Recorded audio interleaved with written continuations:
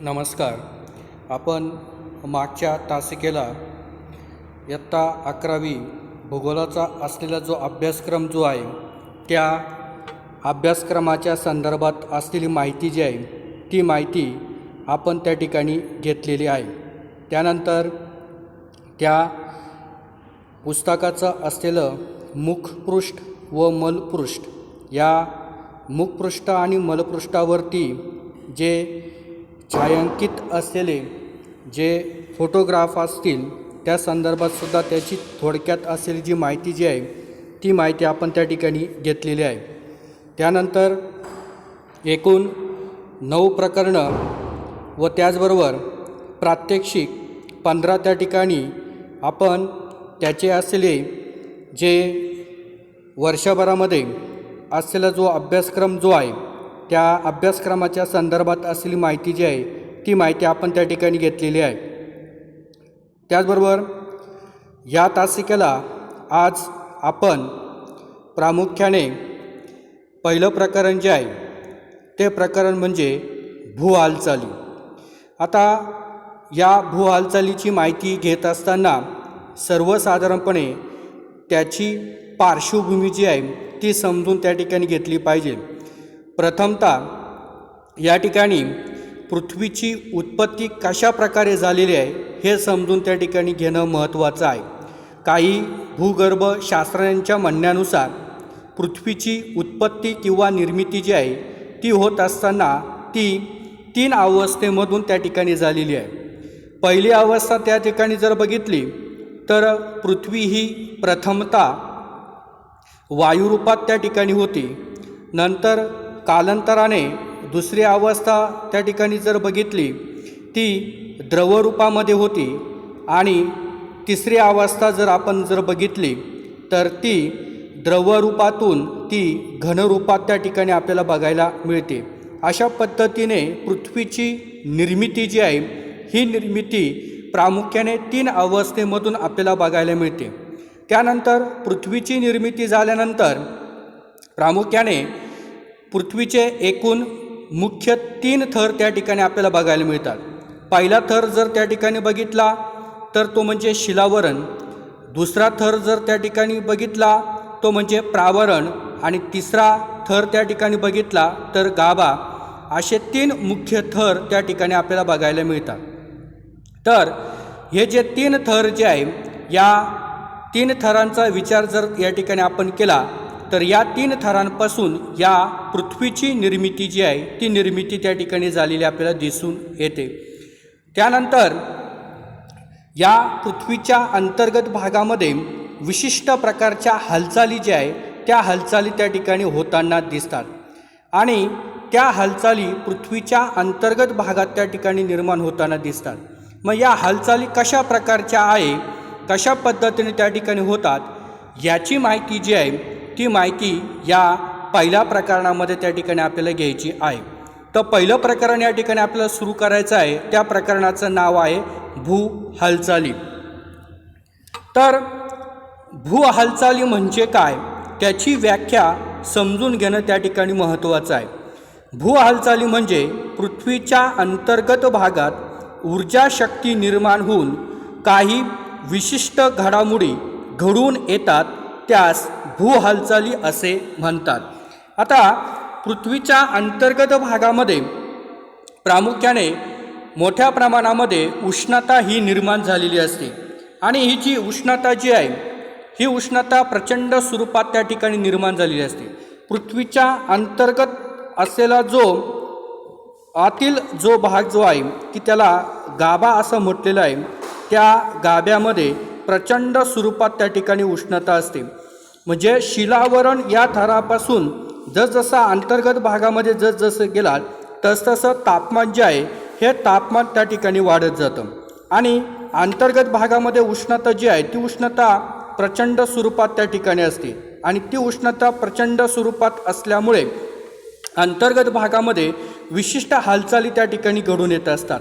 व्याख्यामध्ये तुम्हाला दिलं आहे की पृथ्वीच्या अंतर्गत भागामध्ये ऊर्जा निर्माण होते किंवा शक्ती निर्माण होते म्हणजे अंतर्गत भागामध्ये उष्णता मोठ्या प्रमाणामध्ये त्या ठिकाणी असते आणि उष्णता मोठ्या प्रमाणात असल्यामुळे अंतर्गत भागातील असलेला जो तप्त शिलारस जो आहे तो तप्त शिलारस हा भूपृष्ठाकडे येण्याचा प्रयत्न त्या ठिकाणी करत असतो. आणि हा तप्त शिलारस भूपृष्ठाकडे येण्याचा प्रयत्न करत असताना त्याला जर मार्ग मिळत नसेल तर त्याचा भूकवचावरती मोठ्या प्रमाणामध्ये प्रचंड दाब जो आहे तो दाब त्या ठिकाणी वाढत चालतो. आणि प्रचंड स्वरूपामध्ये दाब वाढल्यामुळे या भूकवचावरती हालचाली ज्या आहे त्या हालचाली मोठ्या प्रमाणामध्ये घडून येत असताना आपल्याला दिसून येत असतात. मग या हालचाली ज्या आहे या हालचालीचा परिणाम त्या ठिकाणी भूपृष्ठावरती वेगवेगळ्या स्वरूपामध्ये परिणाम आपल्याला बघायला मिळतात. की ते जे परिणाम जे आहे ते परिणाम तुम्ही जर बघितले तर तुमच्यासमोर 4 फोटोग्राफ त्या ठिकाणी आलेले आहे. आणि हे जे 4 फोटोग्राफ जे आहे हे 4 फोटोग्राफ प्रामुख्याने जर बघितले, आता पुस्तकामध्ये हे 4 फोटोग्राफ त्या ठिकाणी दिलेले आहे. आणि या 4ही फोटोग्राफ जे आहे त्याचं बारकाईने निरीक्षण करून आणि ते निरीक्षण करून तुम्हाला विचारलेली जी प्रश्न जी आहे त्या प्रश्नांची असलेली जी उत्तरं जी आहे ती उत्तरं तुम्हाला या ठिकाणी शोधायची आहे.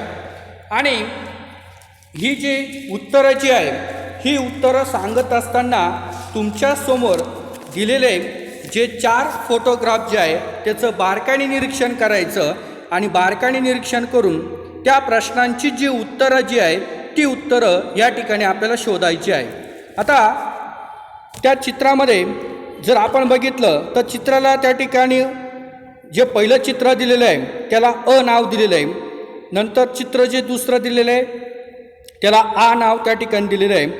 चित्र जे तिसरं दिलेलं आहे त्याला ई नाव या ठिकाणी दिलेलं आहे. आणि चित्र जे चौथं दिलेलं आहे त्याला पुन्हा ई असं नाव त्या ठिकाणी दिलेलं आहे. असे 4 चित्र त्या ठिकाणी तुम्हाला दिलेले आहे.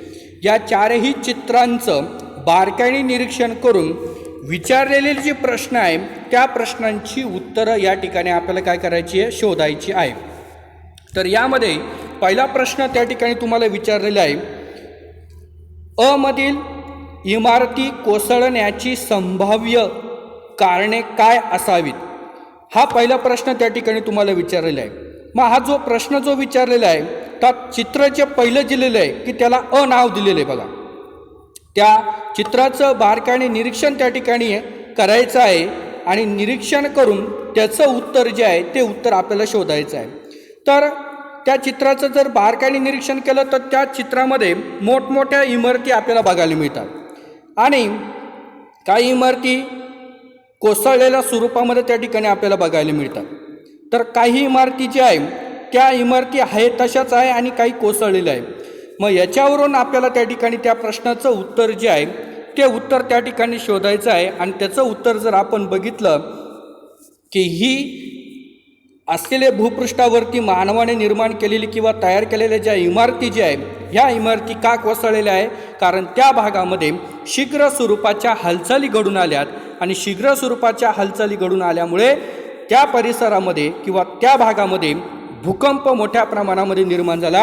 आणि भूकंप मोठ्या प्रमाणामध्ये निर्माण झाल्यामुळे त्या ठिकाणच्या असलेल्या इमारती ज्या आहे ह्या इमारती त्या ठिकाणी पूर्णपणे कोसळलेल्या आहे. नंतर दुसरा प्रश्न त्या ठिकाणी विचारला आहे की आ मधील घटना कशाशी संबंधित आहे, त्याचा परिसरावर कोणता परिणाम होतो. आता याच्यामध्ये तुम्हाला 2 प्रश्न विचारलेले आहे. पहिला प्रश्न आहे की आ मधील घटना कशाशी संबंधित आहे. आता या ठिकाणी जर बघा दुसरं चित्र दिलेलं आहे त्या चित्राला नाव दिले आ. त्याचं बारकाईने निरीक्षण करायचं. बारकाईने निरीक्षण केल्यानंतर प्रामुख्याने जो प्रश्न तुम्हाला विचारला आहे की आ मधील घटना कशाशी संबंधित आहे, तर निरीक्षण केल्यानंतर त्याचं उत्तर या ठिकाणी आपल्याला सांगता येईल. तर ते म्हणजे ज्वालामुखी. अंतर्गत भागामध्ये ज्यावेळेस शीघ्र स्वरूपाच्या हालचाली त्या ठिकाणी घडून येतात त्यावेळेस त्या हालचाली घडत असताना अंतर्गत भागातला जो तप्त शिलारस जो आहे तो तप्त शिलारस भूपृष्ठाकडे येण्याचा प्रयत्न करतो. आणि येत असताना त्याला ज्यावेळेस मार्ग मिळतो, मार्ग मिळाल्यानंतर तो तप्त शिलारस भूपृष्ठावरती ज्यावेळेस बाहेर फेकला जातो त्यावेळेस त्याला लावारस असं म्हटलं जातं. मग त्या प्रश्नाचं उत्तर आपल्याला त्या ठिकाणी सांगता येईल, ते म्हणजे ज्वालामुखी. नंतर त्याच्यामध्ये तुम्हाला दुसरा प्रश्न विचारला आहे की त्याचा परिसरावर कोणता परिणाम होतो. ज्यावेळेस ज्वालामुखीचा उद्रेक होतो त्यावेळेस उद्रेक झाल्यानंतर भूपृष्ठावरील अनेक सजीव, प्राणी, पशुपक्षी, वनस्पती यांचं जीवन पूर्णपणे उद्ध्वस्त होते. असा विपरीत परिणाम जो आहे, हा विपरीत परिणाम ह्या भूपृष्ठावरती आपल्याला बघायला मिळतो. त्यानंतर निष्पाप प्राणी असतात, मनुष्य त्या ठिकाणी असतं, यांचं जीवन पूर्णपणे काय होतं, त्या ठिकाणी उद्ध्वस्त होतं आणि प्रचंड स्वरूपामध्ये प्राणहानी होते. प्राणहानीबरोबरच आर्थिक अथवा वित्तहानी जी आहे ती हानी मोठ्या प्रमाणामध्ये घडून येताना आपल्याला दिसून येते. नंतर तिसरा प्रश्न विचारला आहे तुम्हाला, मधील जमिनीला आलेल्या बाकाचे कारण काय असावे. आता तिसरं चित्र दिलं आहे बघा, त्या तिसऱ्या चित्राचं त्या ठिकाणी काय करायचं, आपल्याला बारकाईने निरीक्षण करायचं आहे. त्या चित्रामध्ये प्रामुख्याने मृदू प्रकारचा खडक त्या ठिकाणी आहे आणि त्या खडकाला काय पडलेल्या वळ्या त्या ठिकाणी पडलेल्या आहे. बाक या शब्दाचा अर्थ होतो वळ्या पडणे. आता ह्या ज्या वळ्या ज्या आहे, ह्या वळ्या का पडल्या आहे की पृथ्वीच्या अंतर्गत भागातला जो लावारस जो आहे, तो लावारस ज्यावेळेस भूपृष्ठावरती त्या ठिकाणी येतो त्यावेळेस तो आल्यानंतर भूपृष्ठावरती ज्यावेळेस फेकला जातो त्यावेळेस लाल बुंद स्वरूपाचा त्या ठिकाणी असतो, तप्त स्वरूपाचा त्या ठिकाणी असतो. कालांतराने तो हळूहळू काय होत जातो, थंड त्या ठिकाणी होत जातो. थंड झाल्यानंतर जसं पाणी हे उताराच्या दिशेने वाहत असतं त्या पद्धतीने तो तप्त लावारस उताराच्या दिशेने वाहत असतो आणि पाण्याला जसा उतार असेल तसं उताराच्या सहाय्याने ते वाहत असतं, त्याला नागमोडी वळणं प्राप्त त्या ठिकाणी होतात. तसंच लावारसाला सुद्धा नागमोडी वळणासारखा त्या ठिकाणी आकार जो आहे तो आकार त्या ठिकाणी निर्माण होतो. निर्माण झाल्यानंतर त्या खडकाला सुद्धा वळ्या पडल्यासारख्या आपल्याला दिसून येतात. म्हणजेच याचा अर्थ या ठिकाणी सांगता येईल, त्या खडकाला प्रचंड प्रमाणामध्ये दाब पडल्यामुळे त्याला वळ्या पडलेल्या आपल्याला दिसून येत असतात. म्हणजेच मुख्य कारण या ठिकाणी आपल्याला सांगता येईल की प्रचंड स्वरूपाचा दाब त्या खडकावरती पडलेला असतो, म्हणून त्याला वळ्या पडलेल्या दिसून येत असतात. नंतर चौथा प्रश्न विचारला आहे, मधील जमिनीच्या उंचीत फरक असण्याचे कारण काय असावे. त्यानंतर त्याच्यामध्येच दुसरा प्रश्न तुम्हाला विचारला आहे, दरीच्या भिंती कशामुळे उताराच्या झाल्या असाव्या. यामध्ये दोन प्रश्न तुम्हाला विचारला आहे. यात जे चौथं चित्र दिलं आहे तुम्हाला मध्ये, त्या चित्राचं बारकाईने निरीक्षण करायचं.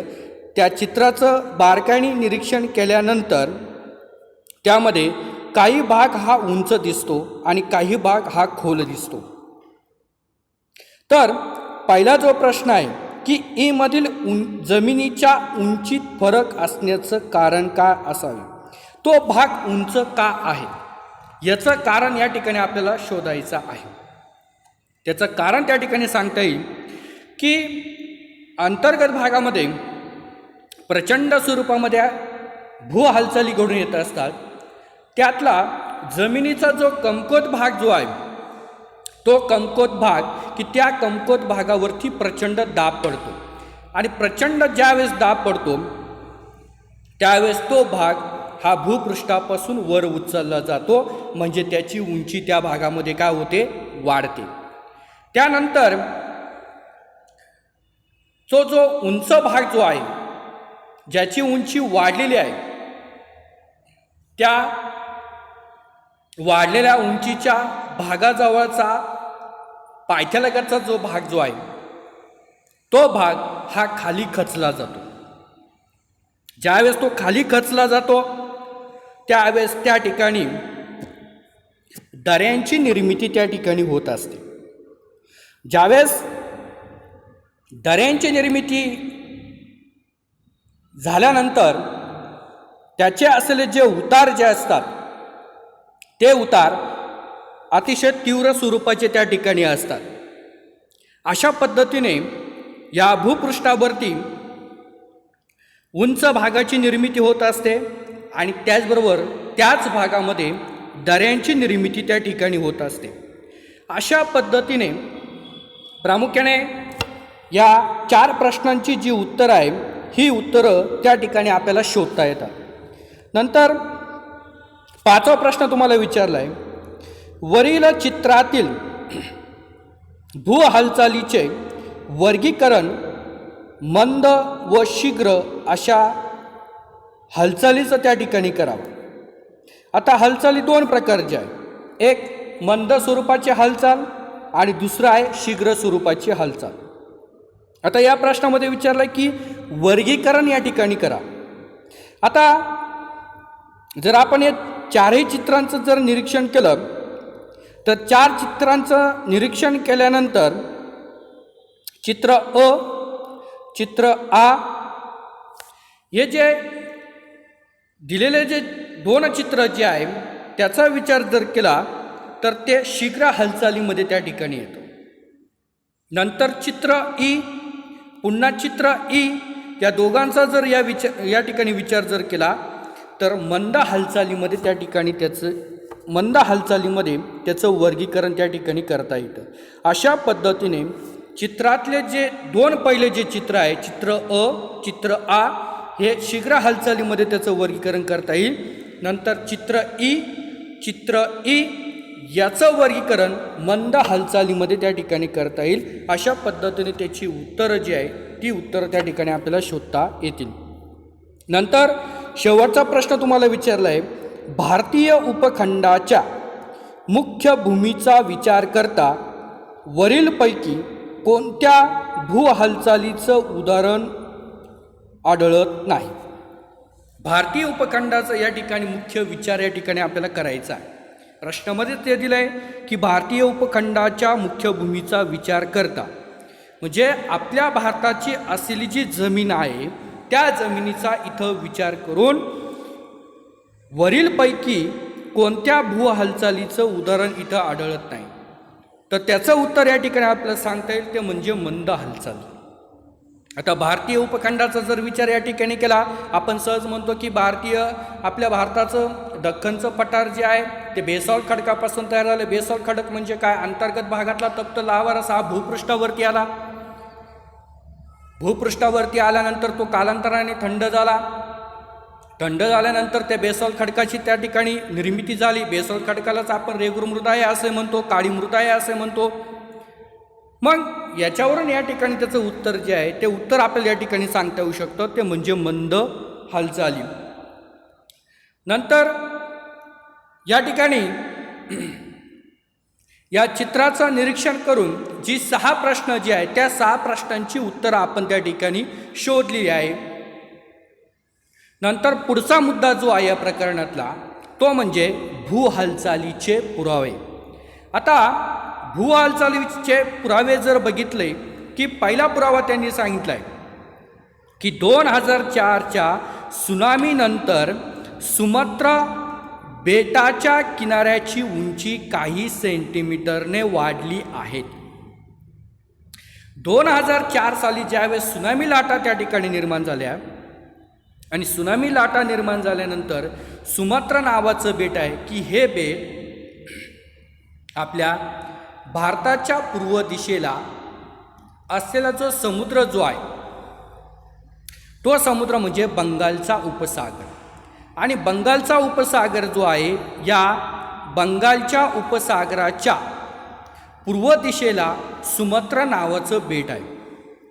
आणि हे जे बेट आहे या बेटाला 2 समुद्र किनारा भाग जो आहे तो 2 समुद्रकिनारी भाग त्या ठिकाणी लाभलेला आहे.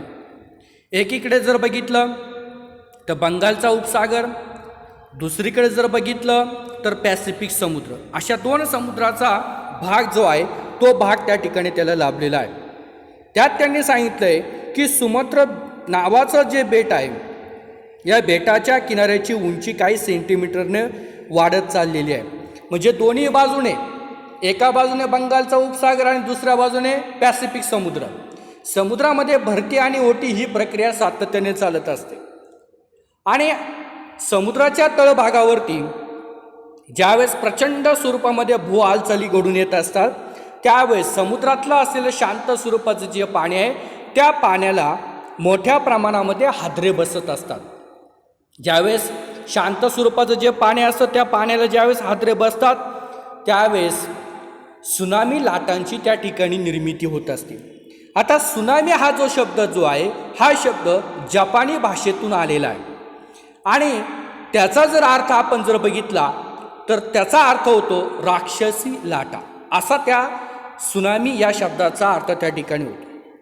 आणि ज्यावेळेस या लाटा सुनामी लाटा त्या ठिकाणी निर्माण होतात त्यावेळेस या लाटा समुद्राच्या किनारपट्टीच्या भागावरती येऊन त्या ठिकाणी आढळतात.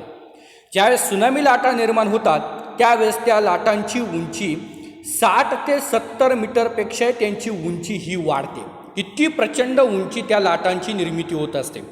ज्यावेळेस या लाटा समुद्राच्या किनारपट्टीच्या भागावरती येऊन आढळतात आणि आढळल्यानंतर त्या समुद्राच्या पाण्याबरोबर किंवा लाटांबरोबर वाहून आलेले जे वाळूचे कण असतील, मातीचे कण त्या ठिकाणी असतील, इतर काही जे पदार्थ असतात हे सर्व पदार्थ त्या बेटांच्या किनारपट्टीच्या भागावरती येऊन साचतात. गाळ तिथं साचतो आणि कालांतराने हा गाळ दरवर्षी त्या ठिकाणी साचत चालल्यामुळे त्याची उंची हळूहळू त्या ठिकाणी काय होत जाते, वाढत जाते. नंतर दुसरा पुरावा त्यांनी सांगितला आहे हिमालयातील शिवालिक, मध्य हिमालय, हिमाद्री या पर्वतरांगांची निर्मिती झालेली आहे. आता हिमालय पर्वत हा तुम्हाला सर्वांना माहिती आहे की आपल्या भारताच्या उत्तर दिशेला त्या ठिकाणी आहे आणि आपल्या भारताच्या उत्तर दिशेला ही हिमालय पर्वत रांग ज्या ठिकाणी निर्माण झालेली आहे त्या ठिकाणी प्राचीन कालावधीमध्ये एक समुद्र त्या ठिकाणी निर्माण झालेला होता आणि त्या समुद्राचं नाव होतं तेथीस नावाचा समुद्र.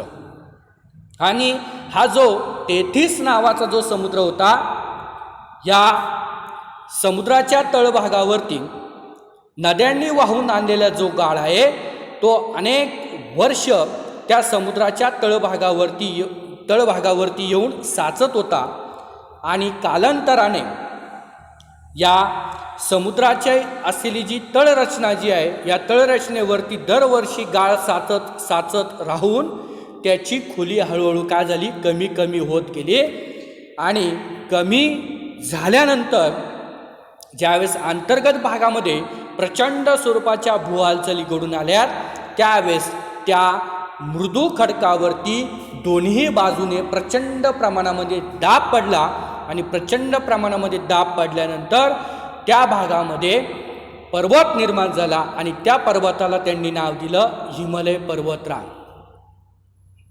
हिमालय पर्वतरांग निर्माण झाल्यानंतर त्या हिमालय पर्वतरांगेमध्ये 3 उपरांगा निर्माण झाल्या. त्या 3 उपरांगा कोणत्या? शिवालिक, हिमाद्री आणि हिमालय अशा 3 उपरांगा ज्या आहे या 3 उपरांगा त्या ठिकाणी निर्माण झाल्या. अशा पद्धतीने हा दुसरा पुरावा त्या ठिकाणी त्यांनी सांगितला.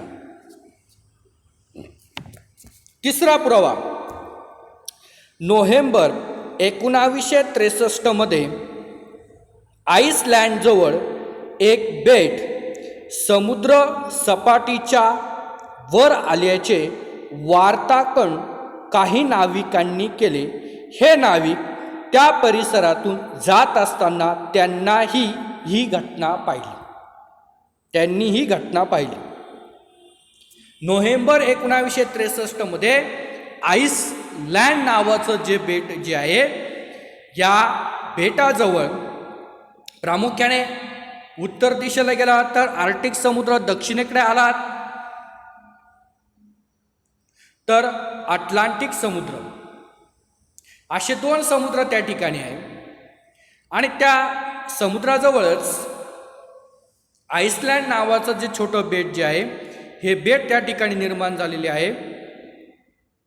या बेटाजवळून काही नाविक त्या परिसरातून जात होते आणि जात असताना त्या ठिकाणी एक नवीन बेटाची जी आहे निर्मिती जी आहे ती निर्मिती होताना त्यांना दिसली. म्हणजे ज्या ठिकाणी समुद्राचा तळ जो भाग होता तो कालांतराने तिथं हालचाली मोठ्या प्रमाणामध्ये घडून आल्या आणि ज्यावेळेस शीघ्र स्वरूपाच्या हालचाली त्या ठिकाणी घडून आल्या तिथला भूभागाचा कमकुवत भाग हा पाण्यातून समुद्राच्या पाण्यातून तो बाहेर आला आणि त्या ठिकाणी एक नवीन बेटाची काय झालेली आहे निर्मिती झालेली आहे. आणि ही निर्मिती नोव्हेंबर महिन्यामध्ये 1963 त्या ठिकाणी झालेली आहे. हा तिसरा पुरावा त्या ठिकाणी त्यांनी सांगितला. चौथा पुरावा त्यांनी सांगितला सुनामीनंतर काही बेटे लुप्त झाल्याचे निदर्शनात आले आहे. लुप्त ह्या शब्दाचा अर्थ होतो नष्ट होणे. ज्यावेळेस समुद्राच्या तळभागावरती सुनामी लाटा निर्माण होतात, सुनामी लाटा निर्माण झाल्यानंतर मी तुम्हाला याच्या अगोदर हे सांगितले की त्या लाटांची उंची 60 ते 70 मीटर किंवा त्याहीपेक्षा त्यांची उंची वाढते आणि त्या लाटांना वेग हा जास्त असतो.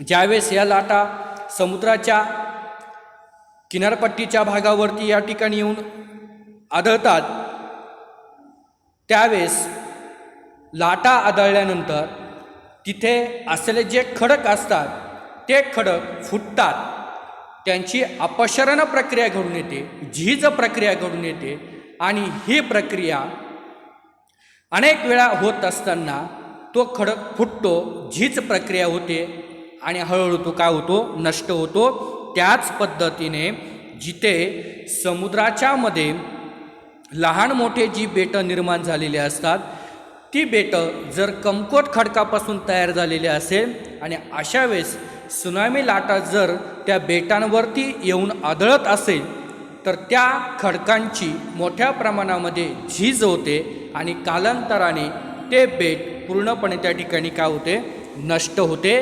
त्याचं उदाहरण त्यांनी दिलेलं आहे ते म्हणजे मेगापोड हे त्या बेटाचं उदाहरण त्या ठिकाणी दिले. हे बेटसुद्धा ह्याच पद्धतीने काय झालेले नष्ट झालेलं आहे. त्यानंतर पाचवा पुरावा त्या ठिकाणी दिलेला आहे तो म्हणजे मुंबई बेटाच्या आग्नेयेला माझगाव गोदीजवळ वनासह जमीन बुडाल्याचे पुरावे आहेत. या खाडीत काही खोलीवर आजही या वृक्षांचे बुंदे आढळतात. म्हणजे आपल्या महाराष्ट्रामधील सर्वात महत्त्वाचं शहर म्हणजे मुंबई. या मुंबई शहराच्या आग्नेय दिशेला माझगाव गोंदीजवळ एक वनक्षेत्र होतं की ते वनक्षेत्र काही कालांतराने समुद्राच्या तळभागावरती ते बुडाले आणि तळभागावरती बुडाल्यानंतर त्या ठिकाणी समुद्राची एक विशिष्ट खाडी जी आहे ती खाडी त्या ठिकाणी निर्माण झाली आणि त्या खाडीमध्ये अजूनही ज्यावेळेस तिथं जमिनीचा भाग होता त्या जमिनीवरती ती झाडं आपल्याला बघायला मिळत होती.